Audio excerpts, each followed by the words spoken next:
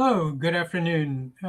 This afternoon, I wanted to just give a little bit of an experience about how to use ChatGPT. One of the things that people talk about with ChatGPT is that they're afraid it's, like I was saying, kids build relationships with chat robots, and that it's not real, it's all fake. And the truth is that it's not a person. It's never going to replace being a person. But what the internet is, and especially through AI, is this huge reflective ability to use all the content on the internet and include in it your own input, so that you can really gain a fast access to a lot of information that can help you think through problems and issues. So I'm just going to run just a short demonstration of how I use it as a reflective journal. So I've got a prompt I'm going to put in here. And what this prompt says is, okay, I'm telling the ChatGPT what I want it to do. And I'm saying, I say, act as a reflective journal, not as an advisor or authority. Your role is to help me hear my own thinking more clearly. Do not tell me what to do. Instead, reflect back the themes you notice in what I say. Name tensions, patterns, or contradictions gently. Ask 1 to 2 clarifying questions that help me think deeper, and offer neutral observations that help with awareness, not direction. Here's what I want to focus on today. So I came up with this topic for today, and it's a little long, but it's related to what we're talking about. So I'm going to put in here what it is that I want to reflect on. So what this says is, whenever I start something new, I always run into resistance. Sometimes it's financial, sometimes it's other people in my life or other life circumstances that stop me or have me doubt myself. What's the best way to stay conscious of where I'm going and recognize resistance is a natural occurrence and should be expected and recognized as a sign that I am moving forward, and that the resistance actually reveals the steps I need to take now, so that I have the insight and courage to stay in action no matter what. And this is like doing these live broadcasts. So I'm going to go ahead and ask, and then it's going to come back and give me some feedback. Here's where I'm hearing reflected back to you. You're noticing a recurring pattern. The moment you begin something new, resistance appears. It doesn't arrive in a single form, it shifts. Sometimes it shows up as money pressure, sometimes through other people, sometimes through circumstances that create doubt. The form changes, but the timing is consistent. There's a tension between two ways of understanding resistance. On one hand, it feels like something that stops you or pulls you off course. On the other, you're already sensing that it may be a signal, evidence that movement is happening, that something meaningful has been initiated. You're holding two ideas at once: resistance as an obstacle that questions your direction, resistance as information that reveals what's next and tests your commitment. Rather than wanting resistance to disappear, you seem to be exploring how to stay conscious while it's happening, how to not collapse into doubt or freeze, but also not override what the resistance is trying to show you. There's also an underlying desire for continuity of self, staying connected to where you're going, even when external or internal forces try to pull attention away from that trajectory. A subtle pattern I notice is that resistance appears to arrive after clarity, not before it, almost as if clarity itself triggers the counterforce. 2 gentle questions for reflection. When resistance shows up, what part of you interprets it as danger, and what part of you interprets it as confirmation? If resistance were simply data, what would it be telling you about the edge you're standing on right now? A neutral observation to sit with. You're not questioning whether resistance exists, you're questioning how you relate to it. That suggests the struggle isn't about stopping resistance, but about maintaining awareness while moving through it. If you want, you can share a recent moment where resistance appeared, and we can reflect on how it spoke without trying to fix or solve it.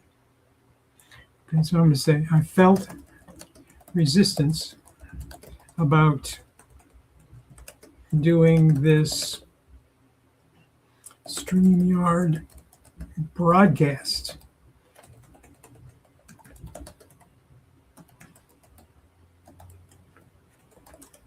And doubts that I'm prepared enough. How should I deal? The nice thing about it is you don't have to spell right. How should I deal with these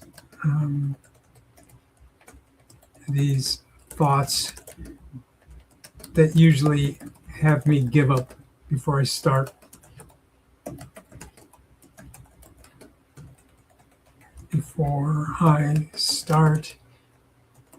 And always have me putting things off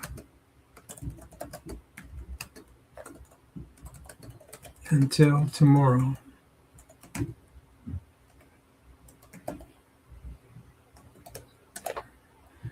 All right, so let's see what it says. The resistance shows up before you begin, not after you're already in motion. It takes a specific shade of I'm not prepared enough, and that thought seems to carry a lot of authority. It's persuasive enough to stop action entirely. What follows is a familiar outcome postponement, tomorrow delay. There's a pattern sequence here, an intention to show up, a doubt framed as responsibility or readiness, a retreat that looks reasonable, even protective, and then the cost is not starting at all. What's interesting is that the doubt isn't saying this is meaningless, it's saying this matters too much to do imperfectly. That suggests a tension between wanting integrity and wanting movement. I also notice a contradiction you're already aware of. You recognize resistance as a sign of forward motion, yet in the moment, the resistance still has enough weight to pause you. Awareness exists, but it arrives slightly after the hesitation, not before it. Another subtle theme, the thought I'm not prepared enough, seems less about information and more about permission to begin without certainty. 2 questions to deepen your reflection. When the thought I'm not prepared enough appears, what emotion is underneath it? Fear, self-protection, responsibility, or something else? If you didn't argue with the thought at all, what would simply noticing it as an event, not a truth changing about how it feels? A neutral observation to hold. The resistance doesn't seem to be trying to stop you forever. It seems to be trying to stop this version of starting. That distinction may matter. If you want, you can describe what prepared enough actually means in your body or mind when that thought shows up. We can listen to that without judging it. Okay, so it's an underlying lifelong belief that I'm not good enough and that people will make fun of me or criticize me for what I'm trying.